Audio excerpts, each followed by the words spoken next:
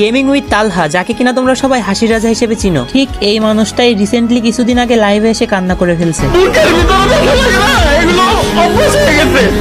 ঘটনাটা হয়েছিল এরকম, তালহা ভাইয়ের একটা ফ্যান তাকে নিয়ে একটা ভিডিও বানাইছিল। সেই ভিডিওটা অনেকটা এরকম ছিল। देखो मुझे कोई और पसंद आ गया है, ब्रेकअप कर ले। उसने मुझे छोड़ दिया।